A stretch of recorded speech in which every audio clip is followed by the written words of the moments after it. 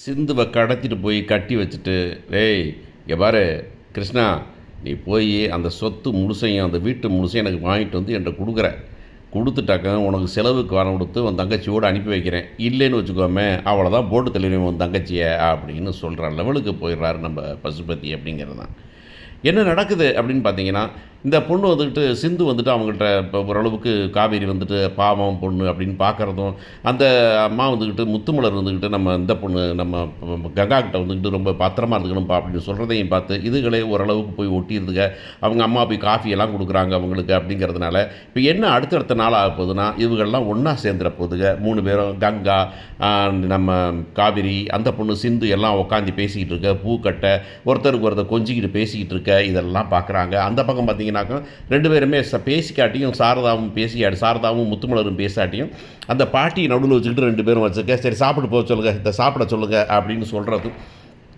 சேலை மாற்றிக்கிறதுக்கு ஒன்று கூட இல்லை இவ்வளோ இருக்குது அந்த பிள்ளைக்கு. இந்த ஒரு சேலையை கொடுத்துருங்க அத்தை அந்த லேடிக்கு அப்படின்னு சொல்லிட்டு கொடுக்கறதும், இன்னும் கோவம் இருந்தாலும் மனுஷராக வந்துட்டு என்ன பண்ணுறது அப்படின்னு அந்யோன்யமாக போகிறது பார்த்துறாங்க. இதை பார்த்துக்கிட்டு இவங்க 2 பேரும் உட்காந்து 3 பேரும் பேசிகிட்டு இருக்கிறத பார்த்துட்டு இந்த பொண்ணு அம்மாவும் சாரதாவும் முத்துமலரும் பேசிக்கிற மாதிரி க்ளோஸாக இருக்கிறதையும் பார்த்துட்டு இந்த அன்பு கடுப்பாயிடுறாரு. ஆஹா என்னங்கடா அது, இவங்க ஒன்று சேர்ந்துட்டாங்க போல இருக்கே, வெளியே போங்கடான்னு சொன்னால் ஒன்று சேர்ந்து உட்காந்துட்டு இருக்காங்க அப்படின்ட்டு, இது நடக்கக்கூடாது, இவங்க ஒன்று சேர்ந்துட்டாங்கனாக்கா காவேரிக்கு பிரச்சனை வராதே அப்படின்னு சொல்லி படார் என்ன பண்ணுறாருனாக்கா ஃபோனை போடுறாரு பசுபதிக்கு.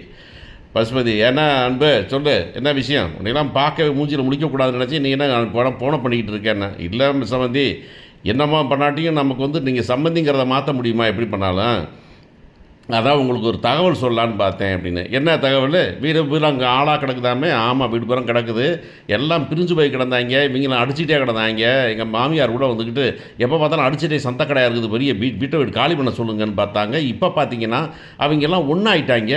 அந்த அம்மா பொண்டாட்டி 2வது பொண்டாட்டி க்ளோஸாக இருக்குது, பாட்டி பிள்ளைகளுக்கு 2வது பொண்டாட்டி பிள்ளைகளும் ரொம்ப க்ளோஸாக இருக்கிறாங்க. அந்த கிருஷ்ணா பையன் மட்டும் தான் கொஞ்சம் தான் இருக்கிறேன், மற்றபடி இவங்க எல்லாம் ஒன்று சேர்ந்துட்டாங்க. இவங்கெல்லாம் சேர்ந்து கவுத்து ஒன்றாயிரம் போல இருக்கு.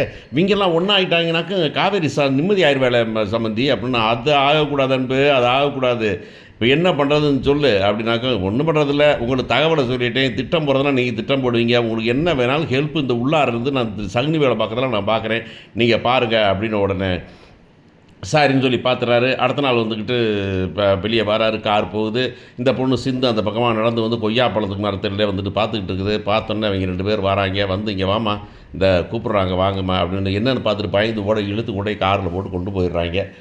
இங்கே வந்துக்கிட்டு எங்கே சிந்துவை காணோம் அப்படின்னு அவங்க அம்மாட்ட கேட்டால், இங்கே தான் உங்களோட இருக்கான்னு நினச்சிக்கிட்டு இருந்தேன் அப்படின்னு காவேரிட்ட சொல்ல, இல்லையே சிந்துவை நான் ரொம்ப நேரமாக தேடிட்டு இருக்கிறமே, நம்ம சாப்பிட வரேன்னா சாப்பிட வரலையே அப்படின்னு இவங்க பேச, உடனே வந்துட்டு இல்லையா எங்கே இருந்தா அப்படின்னு கேட்டாக்கும், அப்போ வந்துட்டு இந்த பக்கமாக அந்த சித்தி சொல்கிறாங்க, யார் அந்த சின்ன பொண்ணா, அது கேட்டுக்கு வெளியே போகிறத பார்த்தேன், என்கிட்ட வெளியே போச்சு, நான் கூட வாக்கிங் போகுதா இல்லை கடைக்கு போகுதோன்னு நினச்சேன் நான் அப்படிங்கிறாங்க. அப்படியா அப்படின்னு சொல்லிட்டு பார்த்தாக்க ஒன்றும் ஆகலை. அவன் கிருஷ்ணாவை கேட்குறான், கிருஷ்ணாவுக்கு ஒன்றும் வரல. இப்போ கிருஷ்ணாவுக்கு ஃபோன் வருது. கிருஷ்ணாவுக்கு ஃபோன் வந்து, நீ உடனே உன் தங்கச்சி வேணும்னா கிளம்பி வா, நான் ஒரு அட்ரஸ் தரேன் வந்து சேரு அப்படின்னு சொல்கிறாங்க.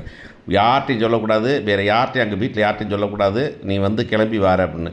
நீங்கள் யாருன்னா, நான் வா வந்து பார்த்தா தெரிஞ்சுக்குவேன், வீடு வந்து சேருடி, ஒருத்தரே வரக்கூடாது, கூட யாரையும் கூட்டக்கூடாது, யாருக்கும் தகவல் சொல்லக்கூடாது, நீ மட்டும் வந்து சேரு அப்படிங்கிறாங்க. இவன் அலறி அடித்து ஆட்டோ பிடிச்சி வரான், வந்து ஒரு இடத்துல நிற்கிறான், நின்று 2 பேர் வராங்க. என்ன அப்படின்னா, என் தங்கச்சி வா வா வா போகலாம் அப்படின்னு கூப்பிட்டு போகிறாங்க.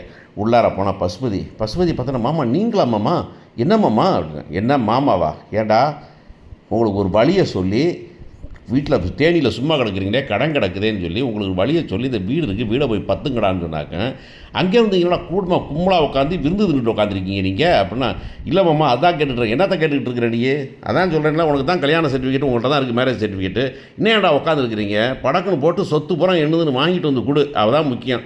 அதுக்கு முதல்ல வந்துக்கிட்டு அந்த சொத்தை நீ அங்கே வாங்குறது போட்டு எனக்கு முதல்ல எழுதி கொடு அப்படின்னு பத்திரத்தை. இல்லை மாமா இங்கே பாரு, பத்திரத்தில் எழுதி எனக்கு கையெழுத்து போடு, அந்த வீடு எனக்கு வேணும், அவ்வளோதான். உனக்கு வேணும்னா காசு தரேன், ஊரில் போய் தேனியில் போய் கடையை வச்சு பொழைச்சிக்க, ஆனால் அந்த வீடு எனக்கு வேணும், அந்த வீட்டை அங்கே விட மாட்டேன் நான், அதை முழு வீடாக நீ வாங்கிட்டு வந்து எனக்கு கொடுக்குற அப்படின்னா, சரி மாமா கொடுக்குறேன் மாமா, கொடுக்குற வரைக்கும் உன் தங்கச்சி என்கிட்டே இருக்கட்டும், கையெழுத்து போட்டு கொடுத்துட்டு போ அப்படிங்கிறான்.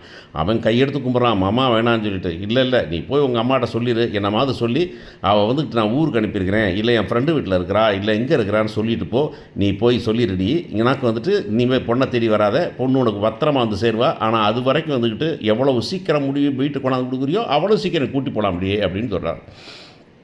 அவன் நொந்து நூலாகி கிளம்புறான். அந்த பொண்ணு கத்துது, ஆனால் விடமாட்டேங்கிறான், கட்டி வச்சுருக்கிறாங்க.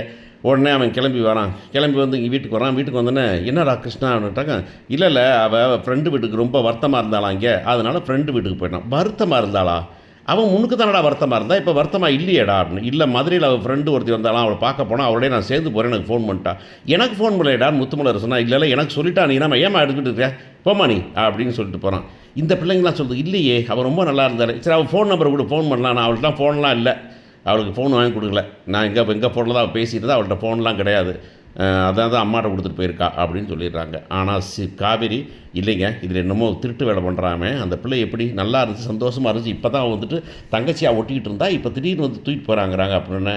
சரி, ஏதோ ஒரு பிரச்சனை இருக்குது, அதை பார்ப்போம், அவனை கண்டுபிடிப்போம், அதுக்கு ஒரு வேற வழி தான் நம்ம ஹீரோ வழக்கம், அதுக்கு வேறு ஒரு வழியில் தான் யோசிக்கணும், அதுக்கு ஒரு வேறு வழி தான், இருக்கிற வழியை பூரா கண்ணு முன்னாடி தெரியலாம் விட்டுவிட்டு வேறு வழி தான் யோசிக்கணும்னு அவர் சொல்லுவார். வேறு ஐடியா பண்ணி எப்படி காப்பாற்ற போகிறாங்க அப்படிங்கிறத பொறுத்திருந்து பார்ப்போம்.